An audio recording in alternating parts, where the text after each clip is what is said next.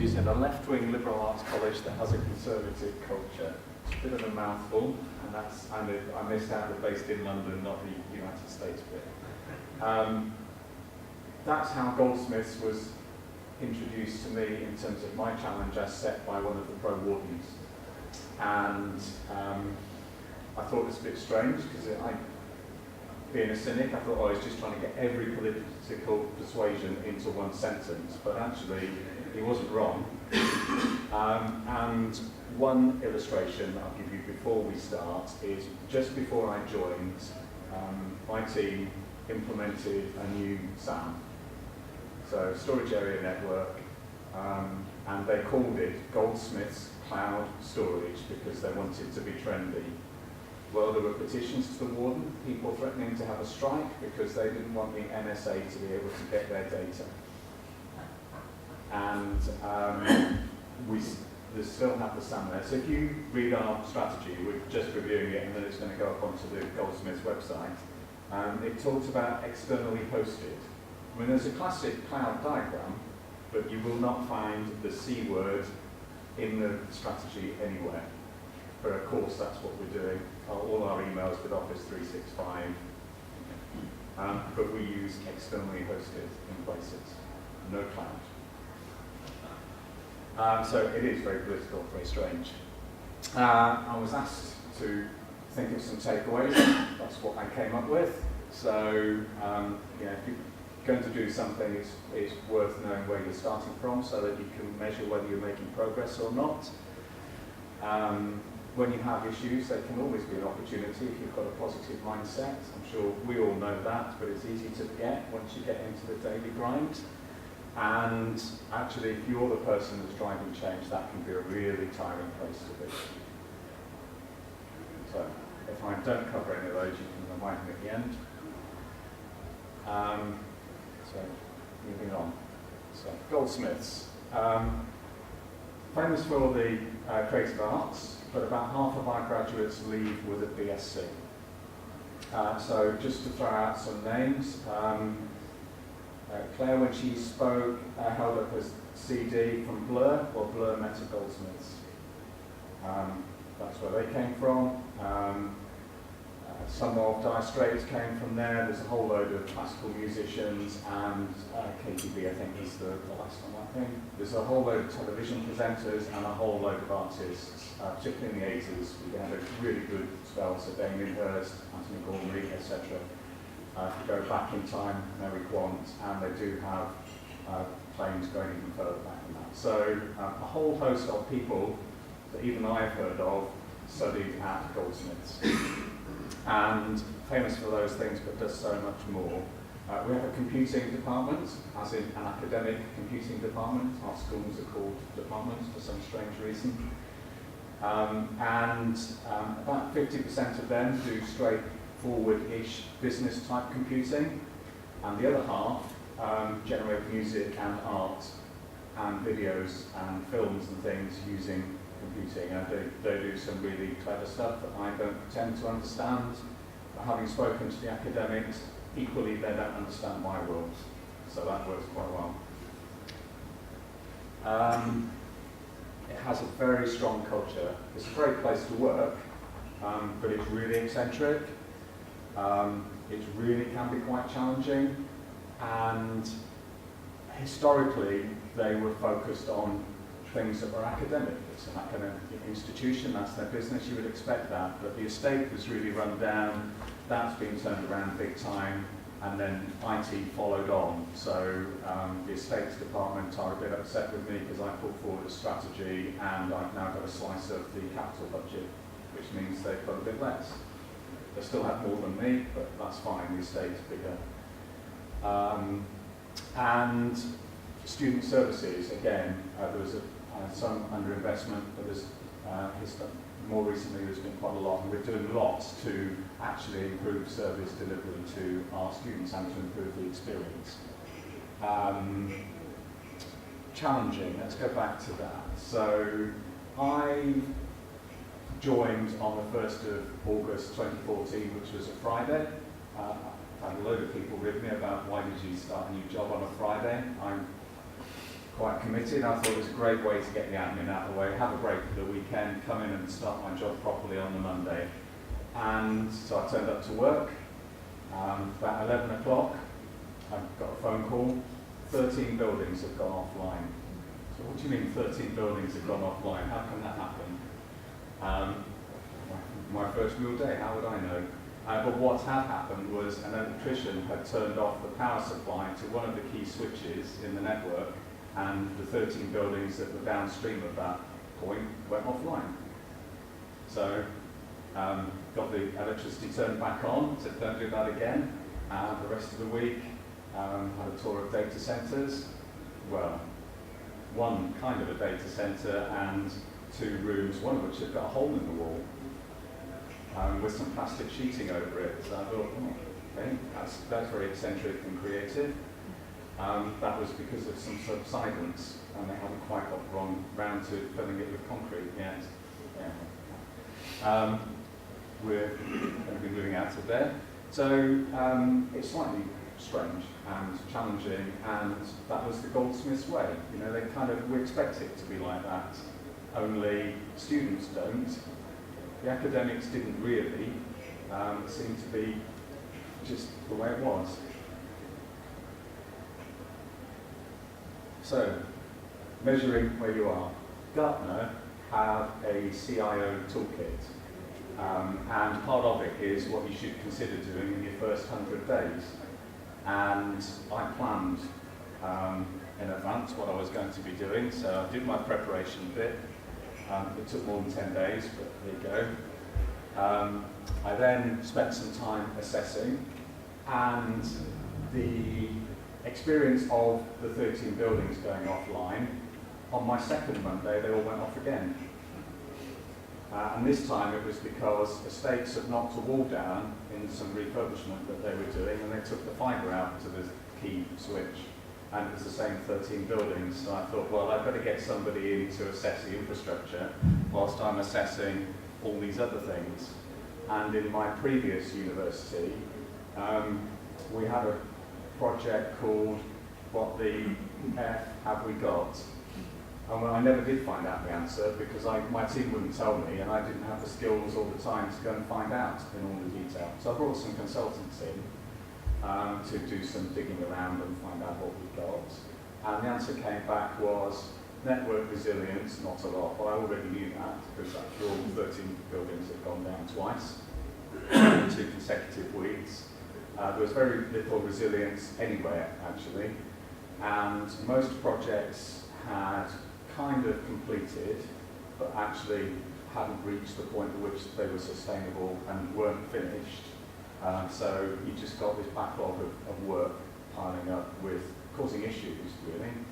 And that included fundamental stuff.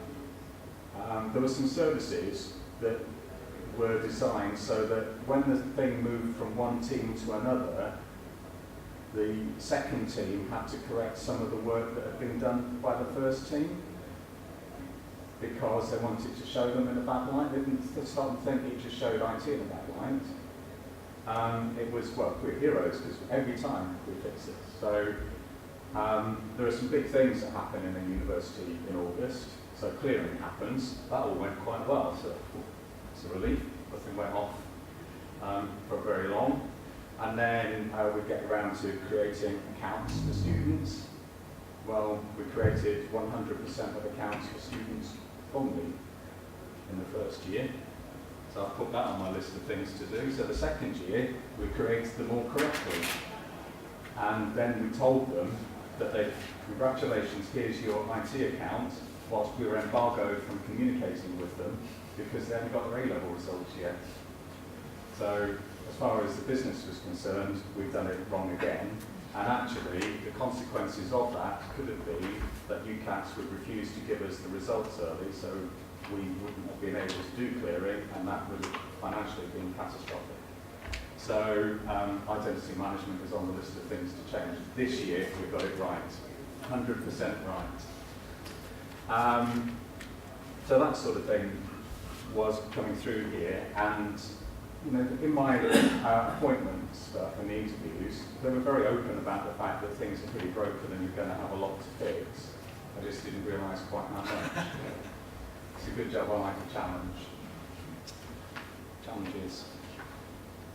So historic underinvestment, kind of talked around that, but basically every business case that went forward to the senior management team would be pruned back. And it would be pruned back beyond the point that it was really sensible. So instead of having the courage to say, no, we can't do it for that, the team would put forward and implement something that wasn't quite man enough for the job. And unfortunately, that then became part of the IT culture. So their expectation was, well, we need to do everything on a shoestring. And it's taken 2 years to break that cycle. And I'm fortunate because the senior management team hasn't refused me anything so far, because things like 13 building going down, creating all the wrong, or creating the student accounts wrongly, I've taken every one of those incidents as an opportunity and gone and said what the impact is on the student experience and the finances, and what we need to do to put it right. So I've addressed the how much. It's a busy place. So putting resilience into the network and making sure that every switch on the network was configured in the same way, so that VLAN 1 was the same VLAN 1 for everybody.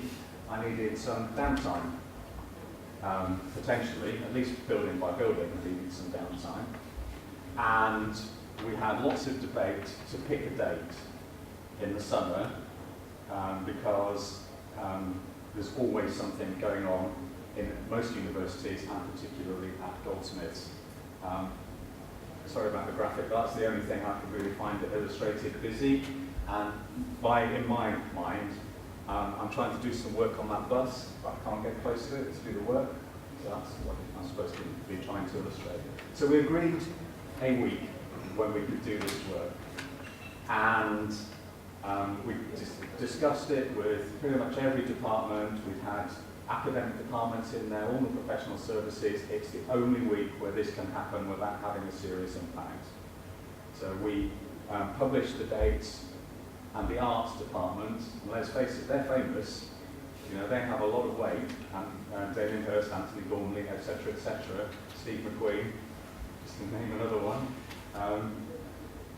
The arts department said, you can't do that. We've got our degree shows that week. Well, actually, they were the week after.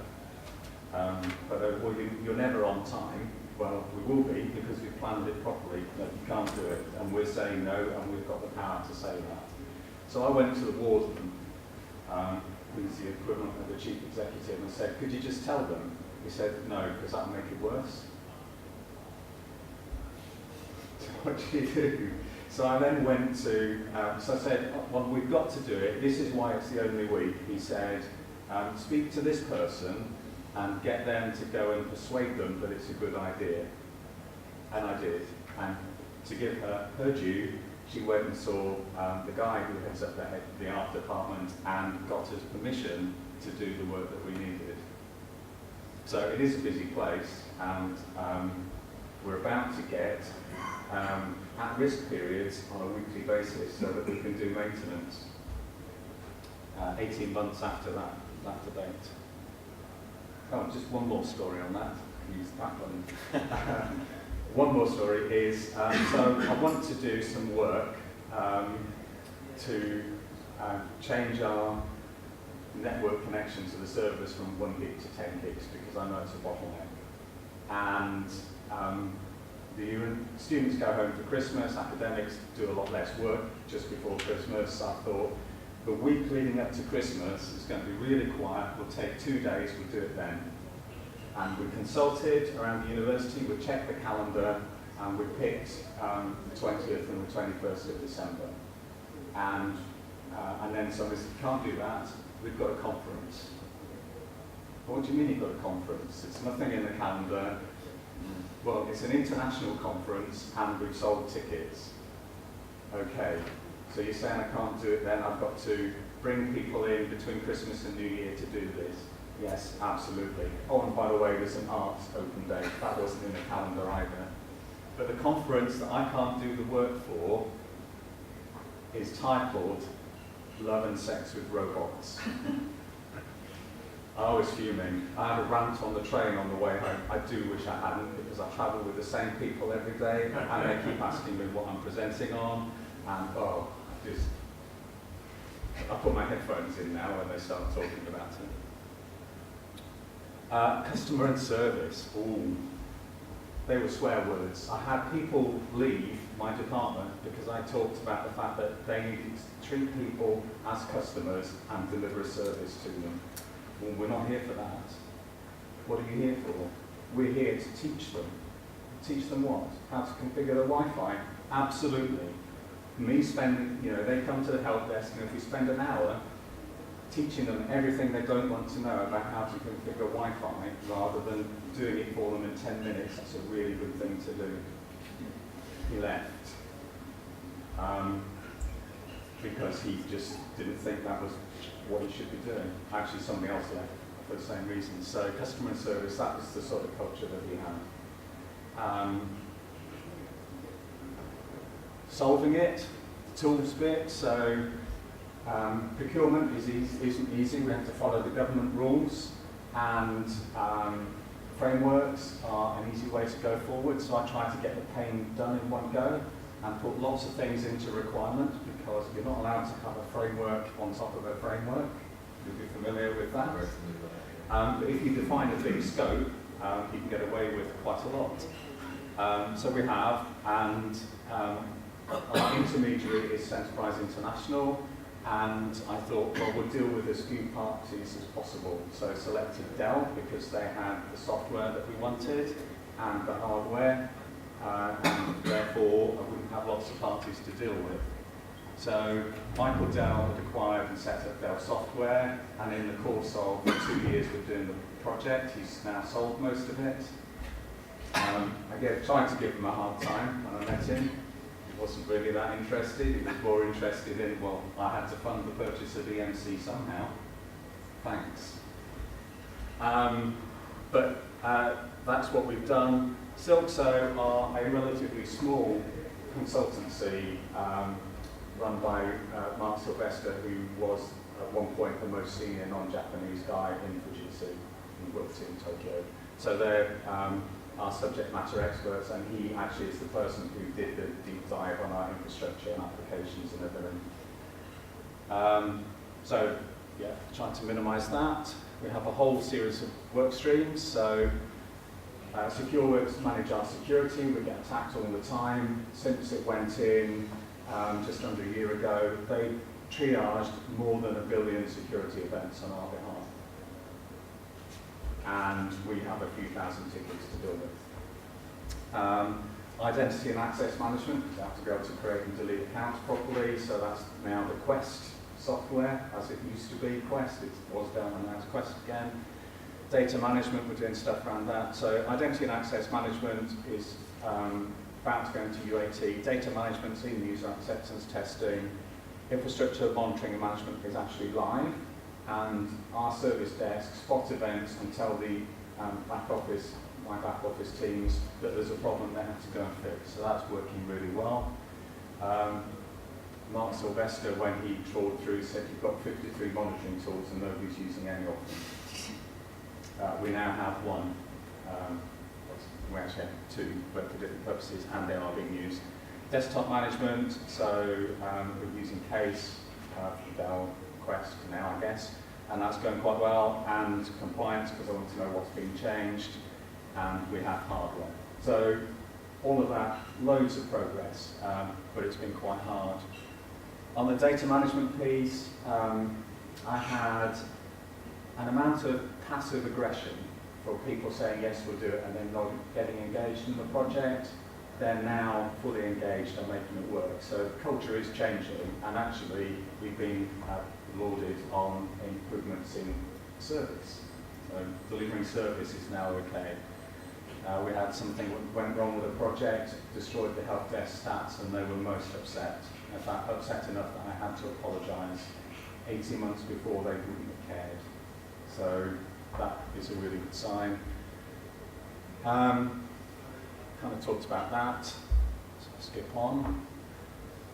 AV refresh, so there are 120 centrally bookable AV spaces in the university, and there were more than 100 configurations of equipment and buttons to press in those 120 rooms.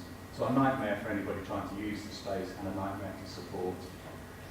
I put forward a 3 to 5 year programme to refresh it, depending on the availability of cash. The feedback was so good that we were asked to accelerate the programme and do it in a year, and we have. We turned it into a production line. So we have actually now 6 standard specifications, depending on how the room's going to be used. So that's gone really well.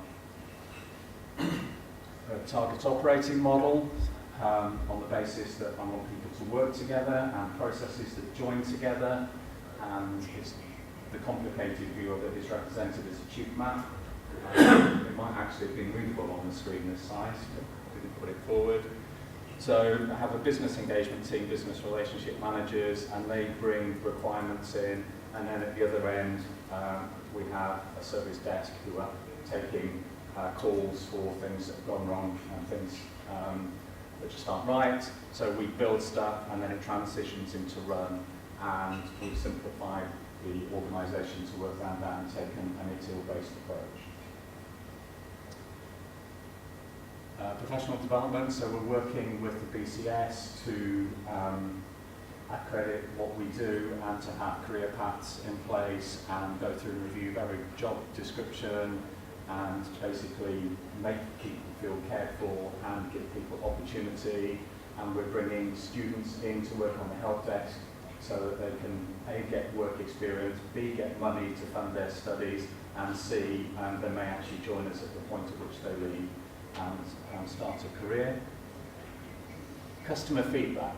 So the scale was from 1 to 5, and I gave up asking when because it was depressing, when nothing was above 2.5 as an average. And there was one guy who thought, one of my team who thought that everything was perfect, and everybody else just thought it was rubbish. So that's where we were. It's a slightly old slide, but we used to have major incidents on a weekly basis, if not more. We now call them critical incidents, but same thing. And actually now, most months we don't have one, which is as it should be. Incidents have gone down, requests have gone up, so that's been quite good. So those 2 slides. And feedback is that most things we're doing now are acceptable. They're not great, but at least we've got to acceptable. And to be honest, it's been really hard work getting to that point, and really tiring as the person driving the change.